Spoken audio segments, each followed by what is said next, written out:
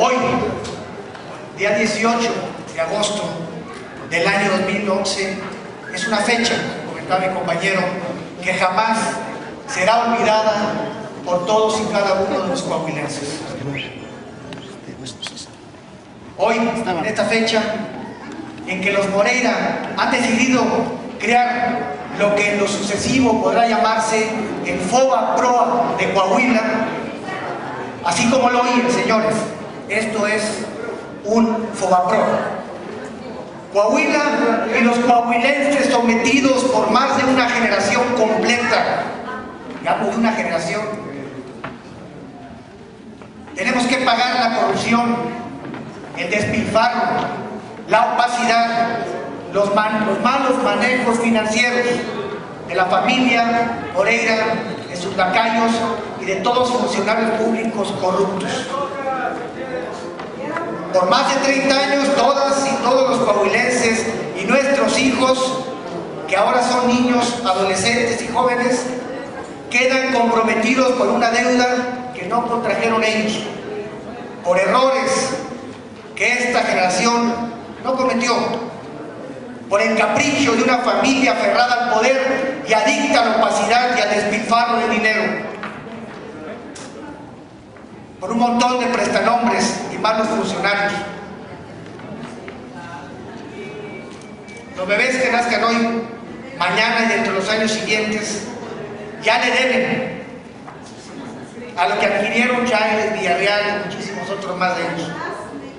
Le deben inclusive a banqueros corruptos, porque también los hay, y hay quienes se prestaron para que esto sucediera, a corruptos prestadores y que nunca observaron la ley.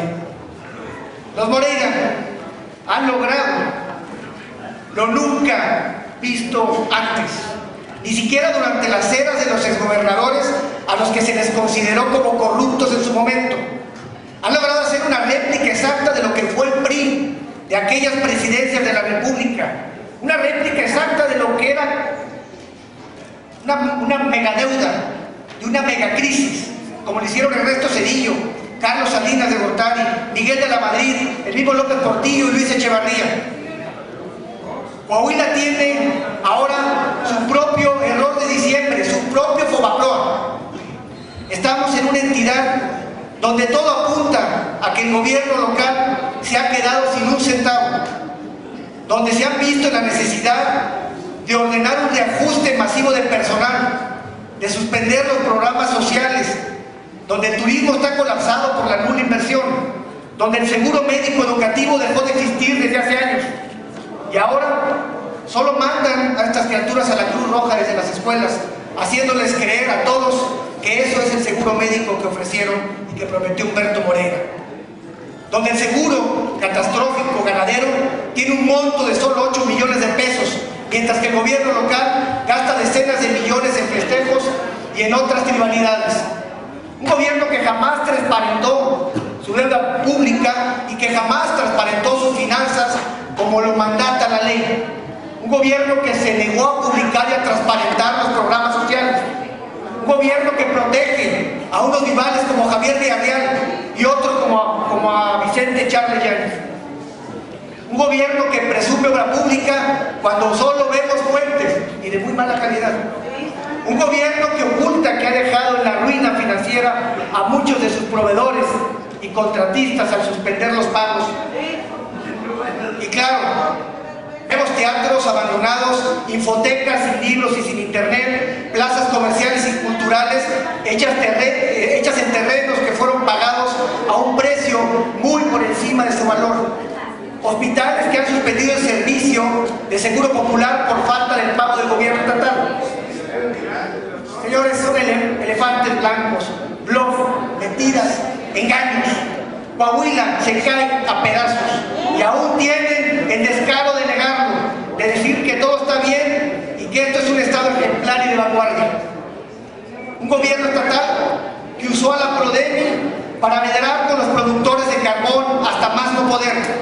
Un gobierno local que hace una ley de deuda pública a la medida, y me refiero a la publicada el día 7 de agosto del presente, donde de modo descarado le dan efectos retroactivos para proteger a su secretario ejecutivo del SATEC, Javier Villarreal, cuando olvidan que la retroactividad es para los particulares, no para las instancias públicas. Esto lo demuestran en diversas tesis que tenemos en nuestro poder. Ahora vamos a tratar de informar un poquito de este decreto que se plantea el día de hoy. En su artículo segundo, se autoriza al Estado de Coahuila y Zaragoza para que por conductos de titular del Poder Ejecutivo del Estado o de secretario ejecutivo del SATEC contraigan financiamiento para ser destinado a inversiones públicas productivas mediante la realización de las operaciones financieras y la celebración de actos jurídicos que enunciativa y no limitativamente determine este decreto. Una ley donde en su artículo cuarto habla de dos montos. Uno por deuda pública directa del Estado por 24.143.800.000 millones. Otro apartado en donde habla de deuda pública contingente por 754.450.000 pesos. Otro tanto que habla, otro artículo, de otra cantidad definitivamente estratosférica, y en total pues casi nos da los 34.000 millones de pesos a los que nos referimos. Por ende, la redacción de la reforma que se pretende y debe ser tildada de incorrecta e inconstitucional, toda vez que una inversión productiva no es pagar deudas anteriores ni refinanciarlas. Además, y por si fuera poco, la reforma a la Ley de Ingresos del 2011 y al presupuesto de egresos del mismo año contiene una redacción que no es coincidente con la reforma a la Ley de Deuda que aquí se presenta, y veamos por qué. En su artículo 12, los ingresos previstos en esta ley se incrementarán en función de los montos y conceptos de endeudamiento autorizados por el decreto porque se autoriza al Estado de Coahuila y Zaragoza a contratar empréstitos para ser destinados al refinanciamiento de la deuda pública estatal a su cargo, que se indica, y a celebrar las demás operaciones financieras y actos jurídicos que se señalan. Aprobado por el Congreso del Estado Independiente, Libre y Soberano de Coahuila y Zaragoza. En su artículo segundo se adiciona un artículo 19 al presupuesto de egresos del Estado del ejercicio 2011 para quedar como sigue. Artículo 19. Las erogaciones previstas en el artículo primero de este presupuesto de egresos se incrementarán conforme a lo señalado por el artículo 12 de la Ley de Ingresos del Estado para el ejercicio fiscal 2011 y en el decreto por el que se autoriza al Estado de Coahuila y Zaragoza a contratar empréstitos para ser destinados al refinanciamiento de la deuda pública estatal a su cargo, que se indica, y a celebrar las demás operaciones financieras y actos jurídicos que se señalan. Aprobado por el Congreso del Estado Libre, Independiente y Soberano de Coahuila y Zaragoza. Los montos correspondientes deberán ser estrictamente aplicados a las inversiones públicas productivas que se señalan en el decreto respectivo. Y esto no es lo que está pasando. Surge de nuevo la pregunta: ¿este paquete de reformas son para refinanciar la deuda de Coahuila o son para inversiones productivas? Créanlo, la deuda de Coahuila, amigas y amigos, es escandalosa, es inmoral, es inadmisible y es irresponsable e injustificable. Estamos frente a la peor crisis financiera de Coahuila en su historia. Los niveles que ha alcanzado ya van por encima de esos 32.000 millones de pesos. Ya no se puede seguir negando lo que a los legisladores del PAN hemos venido señalando desde hace poco más de 2 años. El gobierno del Estado que informe. La obra pública no corresponde. El PAN seguirá insistiendo.